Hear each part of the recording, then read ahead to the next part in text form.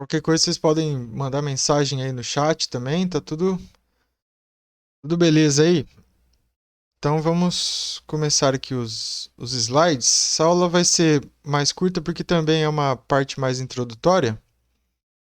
E eu queria, antes de começar aqui, perguntar se alguém teve alguma dúvida em relação ao cálculo de juros simples. Se vocês tiveram dificuldade ali, se tem alguma dúvida para tirar agora.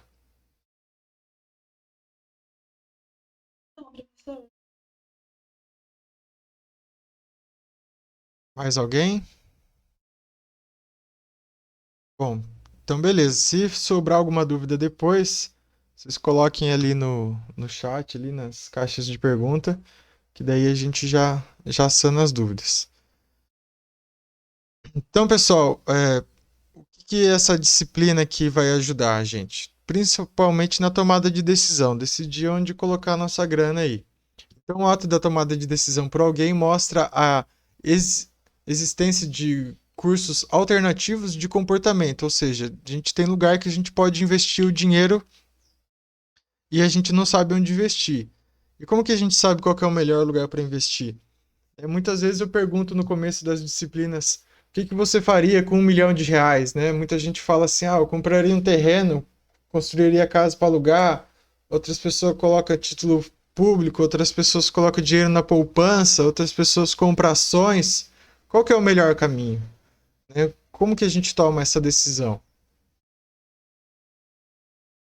E de fato, o que a gente precisa saber para entender a melhor decisão é fazer um cálculo do retorno de cada uma das alternativas e comparar a questão não só do retorno, mas também da liquidez, né, e do risco que está envolvido ali na situação. A gente tem também alguns níveis ali que a gente coloca dentro da estrutura da empresa para a gente tomar essas decisões, né, mas isso serve também para as nossas decisões pessoais. Mas de certa maneira a gente tem um nível estratégico que vai colocar ali as relações da empresa com o meio ambiente, vai prezar ali em análise de médio e longo prazo. A parte tático-administrativa gerencial, que é uma organização interna da empresa que vai tratar também de médio e longo prazo, e a parte operacional, que vai já tratar ali do processo de produção no curto e no médio prazo. Lembrando aqui que quando se trata de empresas, quando a gente fala de curto prazo, a gente pode trocar dentro da função de custos da empresa todas as variáveis menos uma. Isso é importante diferenciar, menos uma. Alguma coisa vai ser fixa. Já no longo prazo, todas as variáveis são variáveis, né? Apesar da redundância, isso significa que eu posso trocar todas as minhas variáveis de custo.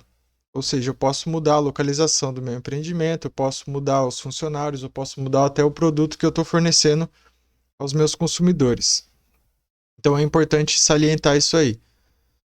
Aqui a gente tem um modelo típico de atuação empresarial, onde a decisão parte ali do nível estratégico até o nível operacional e do nível operacional sobem as informações para cima. E qual que é a lógica daqui? Lá no nível operacional a gente vai ter as, a, os números ali das nossas variáveis da função de custo, né? E assim a gente consegue o subsídio de informação para a gente calcular os nossos métodos de avaliação de investimento e assim tomar uma decisão, né, que vai afetar ali o restante da cadeia. Então, na parte ali do nível estratégico, a gente tem ali formação de políticas, né, se vai ser mais agressivo na concorrência ou menos agressivo, a determinação dos nossos objetivos, ou seja, traçar ali as metas de crescimento da empresa a serem almejadas, né, e quais áreas de atuação, ou seja, qual o mercado que a empresa vai atuar e como que ela vai atuar desse jeito. Tático gerencial já envolve ali a implementação dessas políticas e a alocação dos próprios recursos, e no operacional ali já envolve a execução, apoio logístico e a formulação desses subsídios. Então, detalhando um pouco mais, nesse nível estratégico, é onde se insere a presidência e diretorias da empresa, onde ocorrem as formulações de políticas com as determinações dos objetivos e a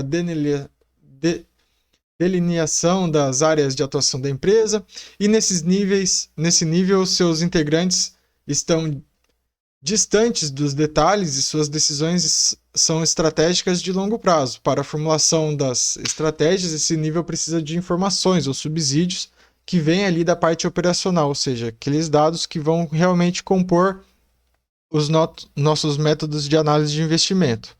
Na parte ali do nível gerencial, esse nível tem como função implementar as decisões tomadas no nível estratégico e fazer a alocação dos recursos necessários, enquanto que o nível operacional, como diz o próprio número, vai executar as atividades e dar apoio logístico para as decisões que elas de fato se realizem, né? Então, é onde começa a pôr a mão na massa ali.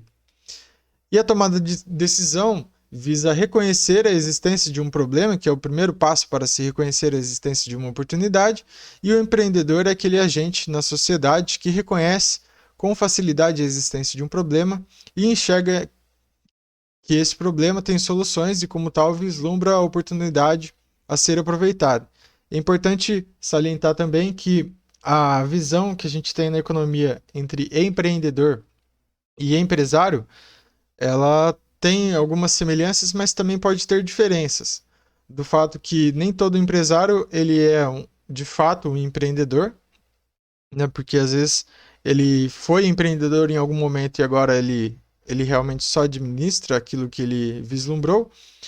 E algumas pessoas podem ser empregadas e também ser empreendedoras. Do fato que empreender é mais um modo de tomar iniciativa e visar ali novos desafios e soluções de problema dentro de uma organização qualquer, seja a pessoa empresária ou empregado.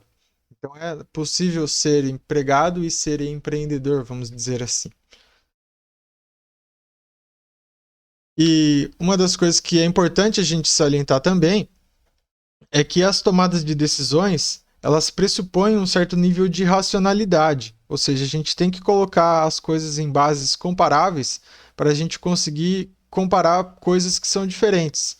Porque é difícil a gente tentar comparar, seria melhor abrir uma palheteria mexicana ou uma loja de chocolates. Né? Cada uma vai ter uma racionalidade envolvida ali em como o comportamento dos clientes vai afetar a demanda, né? O clima, ou, por exemplo, se eu faço um negócio de sorvete, eu vou vender mais no verão, né? E menos no inverno. Se eu faço um negócio de chocolate, eu vou vender mais no Dia dos Namorados, no Dia das Mães, no Natal, do que em outros. E como que a gente compara projetos tão diferentes? Né, a gente utiliza dessas metodologias aqui envolvidas na disciplina para colocar todos em uma base comum, monetária e comparável. Né? E assim a gente vai conseguir comparar tanto projetos que são de naturezas diferentes como de prazos diferentes também. E assim a gente consegue ter um grau de decisão um pouco mais preciso. Então, para tomar a decisão, a gente deve buscar ali toda a informação relevante ao problema que estamos analisando. Devemos desenvolver a capacidade de determinar nossas preferências utilizando algum tipo de medida que se converta em moeda, por ser o principal medidor das nossas satisfações e por ser mais fácil também de comparar projetos diferentes. Mas também, fazendo um adendo aqui, se a gente está falando, por exemplo, de um projeto de uma ONG, por exemplo, que visa fazer um benefício para a sociedade. Não necessariamente o resultado dessa ONG vai ser, em termos monetários ali, o lucro da empresa. Mas mesmo assim, essas metodologias que serão apresentadas por aqui, elas vão auxiliar ao melhor alocação dos recursos escassos dentro dessa estrutura. Porque mesmo se o lucro não é o objetivo final, a gente pode comparar projetos que dão um benefício social em diferentes tipos de projetos sociais. Então a gente vai desenvolver aqui a capacidade de selecionar a alternativa que maximize a utilidade, ou seja, satisfação, como resultado dessa decisão e que minimize as consequências negativas inerentes nessa decisão ou mesmo os custos ali envolvidos. No entanto, não podemos esquecer que nossas decisões sempre serão influenciadas por forças externas e internas e que nem sempre temos disponíveis todas as informações possíveis sobre o problema objeto de nossa decisão e também nem sempre conseguimos determinar as preferências ou selecionar as alternativas mais adequadas disponíveis. Então, o que a gente precisa saber? Primeiro, identificar ali a situação, ou seja, buscar a essência do problema ou da oportunidade. E isso aqui é importante, pessoal, ressaltar, porque não sei se vocês já participaram de alguns eventos de Sebrae ou de algumas coisas de empreendedorismo, tipo uns hackathons, negócio assim, Startup Weekend.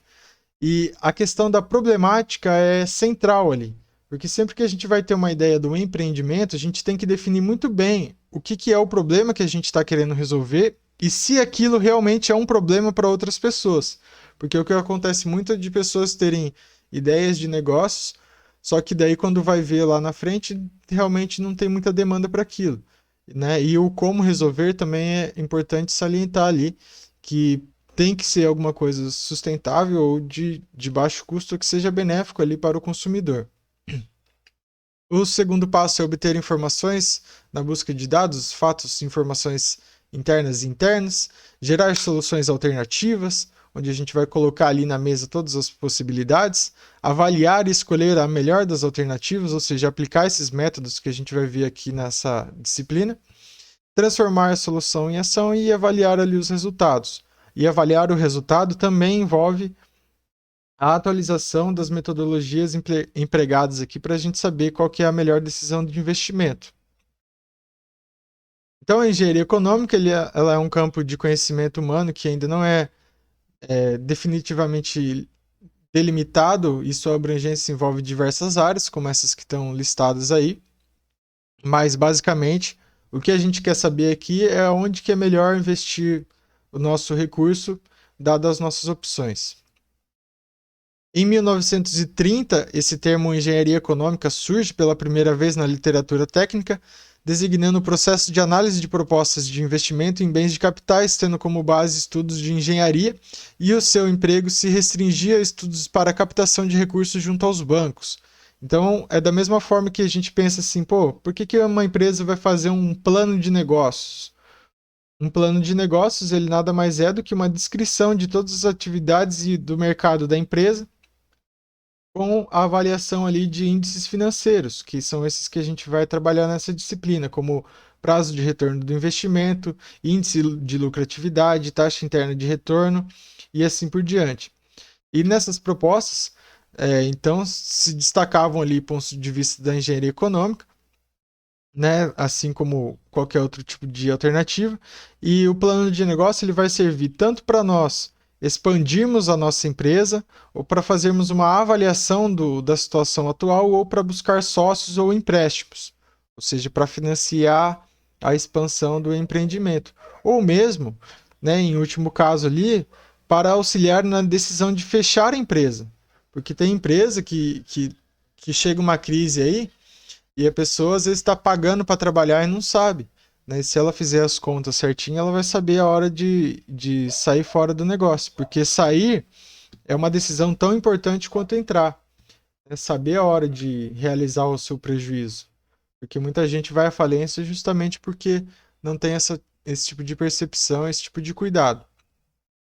A base teórica da engenharia econômica está principalmente distribuída ali entre os precursores Irving Fisher, lá de 1930, John Maynard Keynes, que já é um conhecido de vocês aqui, que fizeram a disciplina de economia, e os engenheiros Grant e Ryerson, em 1950. E atualmente, nessa disciplina, ela tem emprego generalizado em manuais de cursos de economia, finanças e administração, e posso garantir a vocês que para quem quer investir o seu dinheiro por conta própria e não deixar o dinheiro ali no banco guardado, é importantíssimo a gente entender muitos dos conceitos aqui apresentados, principalmente se a gente for utilizar nos nossos investimentos a chamada análise fundamentalista. Porque, por exemplo, se eu vou investir na bolsa de valores, eu posso investir através da análise técnica, onde eu fico olhando os gráficos e a relação do preço com o tempo e por ali eu tiro as minhas análises, ou eu posso fazer a análise fundamentalista, que vai investigar os fundamentos da empresa, onde eu vou calcular o valuation da empresa e compará-lo com o valor da empresa em relação ao preço das suas ações. Eu vou fazer ali a análise da rentabilidade da empresa, se ela está dando lucro, se ela está tendo receita, se o fluxo de caixa descontado dela é positivo e se tem uma tendência a crescer. Então, para isso que a gente está enfatizando esses aspectos nessa disciplina aqui. E a engenharia econômica restabelece as relações do binômio tempo e dinheiro, sendo que o dinheiro sempre terá um custo associado ao tempo e aos fatores que influenciam a preferência pela posse atual do dinheiro. São o risco, a utilidade e a oportunidade. Então, o que acontece? Aquele exemplo que eu dei lá no começo, falando sobre a alta de juros americana no atual cenário, isso envolve basicamente o custo de oportunidade do dinheiro.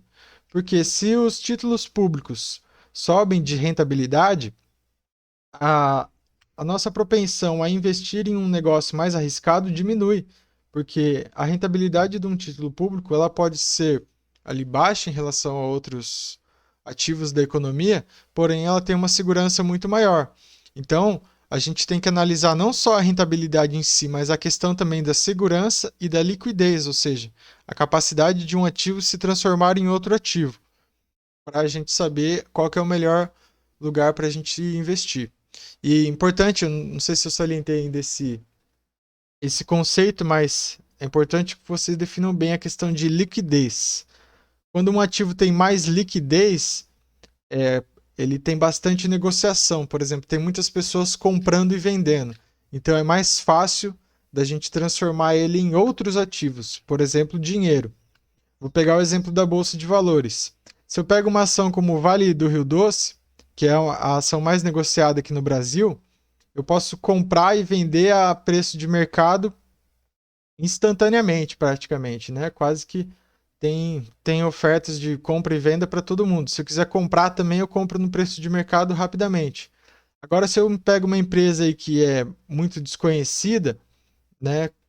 E eu olho o gráfico de cotação dela, eu vou ver que é difícil ter ofertas de compra e venda em todos os lugares. Então, se eu mando uma ordem a mercado, muito provavelmente o preço que vai sair ali não vai ser o melhor preço disponível para compra ou para venda, se for o caso, né? Porque eu vou depender ali de uma oferta ou menor ali de compra ou de venda das outras partes. Então é mais difícil a gente conseguir ter uma exatidão no preço e muitas vezes a gente não consegue entrar naquela oportunidade no preço que a gente gostaria.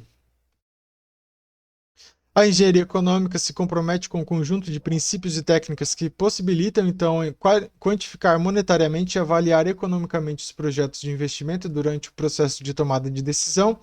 E como pressupostos da engenharia econômica, ela se baseia no critério da eficiência marginal do capital, que é uma coisa que a gente já citou ali em relação aos estudos de John Maynard Keynes.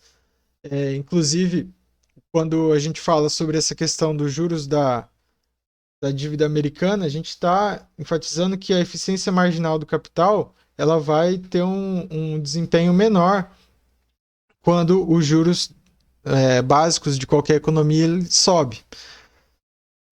Por seguinte, a gente tem ali a teoria da aplicação do capital, que nada mais é do que colocar em prática essas metodologias que a gente vai avaliar aqui com o nosso domínio do cálculo financeiro e com esses métodos de seleção de projetos de investimento.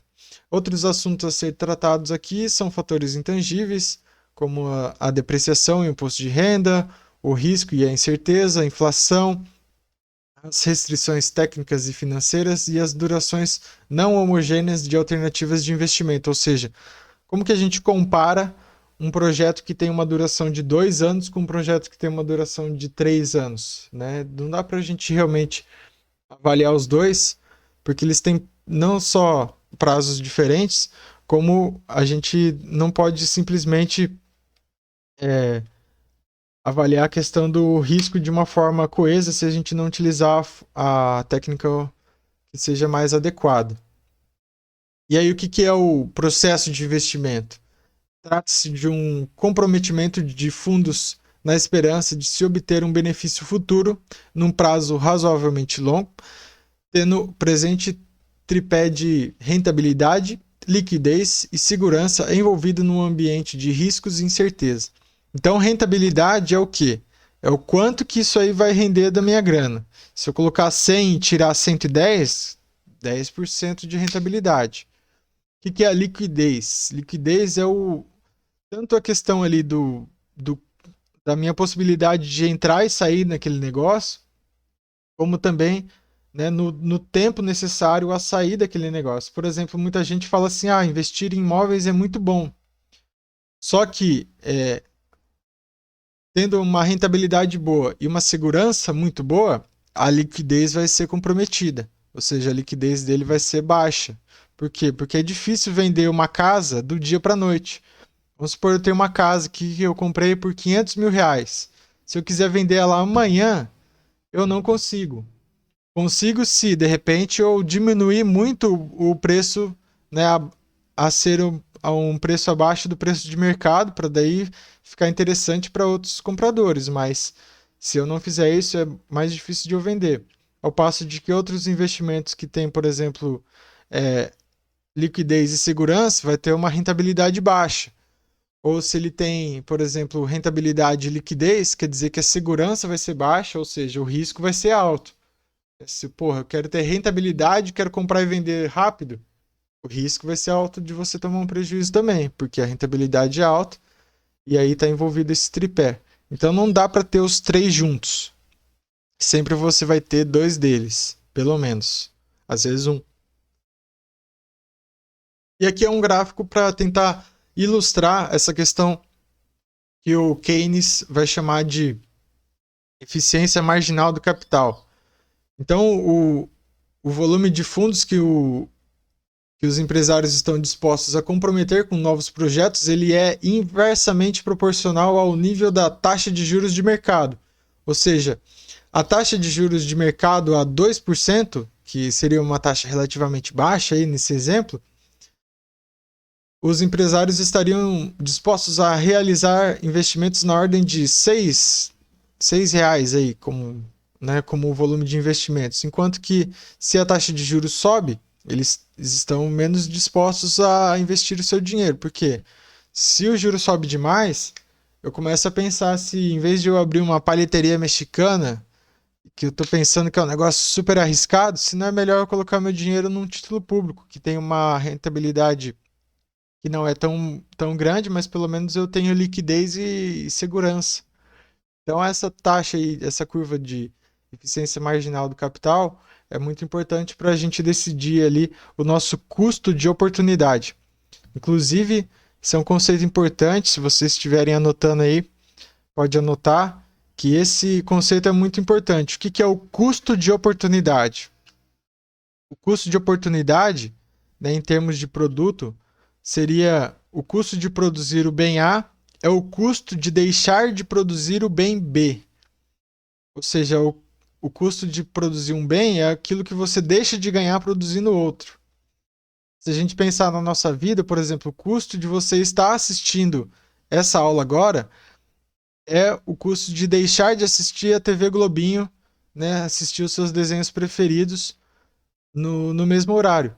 Porque você está pensando no seguinte: eu vou abrir mão daquilo que daria prazer para mim para assistir uma aula que não é tão interessante quanto assistir o Dragon Ball, porém vai me dar retorno futuro. Então, essa é uma questão de custo de oportunidade aplicado nesse cenário.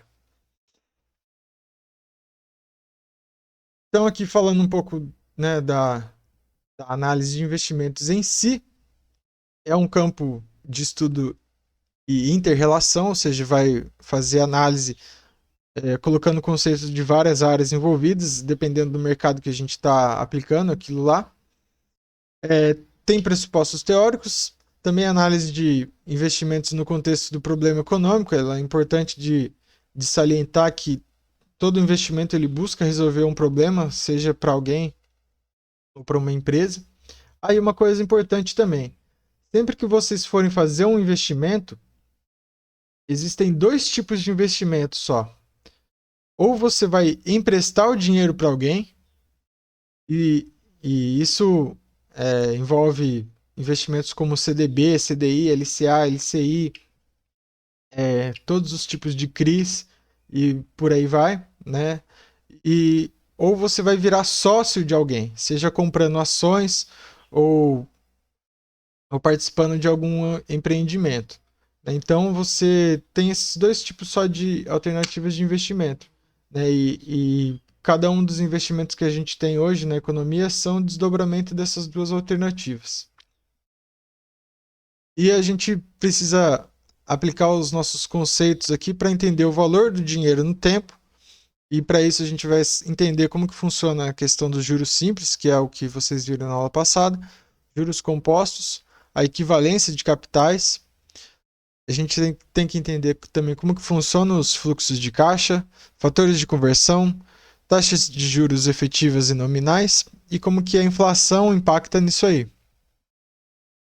Alguns dos critérios de avaliação que a gente vai entender dentro dessa disciplina são ali a taxa mínima de atratividade, que é justamente aquilo que é afetado pelas taxas básicas de juros de cada economia, o cálculo do valor presente, que nada mais é do que atualizar ao dia de hoje, ao tempo atual, o quanto que tem de valor a ser obtido num valor futuro ou quanto que foi obtido no valor passado, para a gente poder comparar melhor os projetos.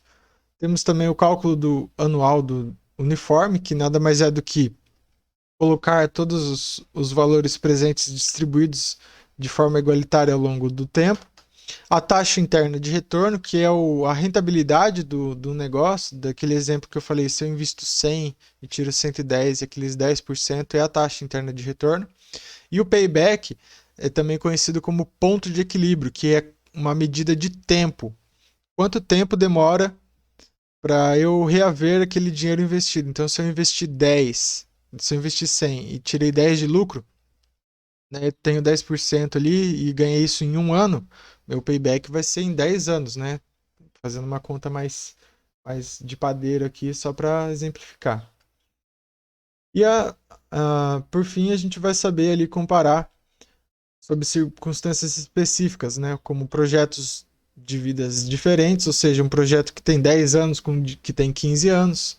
Temos a análise de projetos incrementais e projetos com restrições técnicas e financeiras e, por fim, projetos independentes. Beleza, pessoal? Alguma dúvida por aí? Então, beleza. Então, a aula de hoje, conteúdo que eu queria passar é isso aí. Eu não vou aprofundar mais em outros conteúdos, porque senão a gente vai ter que interromper no meio ali para dar o tempo da aula e a aula vai ficar muito longa. Então, por hoje é só. Se tiverem mais dúvidas aí que ficou para trás, depois vocês podem mandar ali no grupo. E muito obrigado aí pela presença de todos.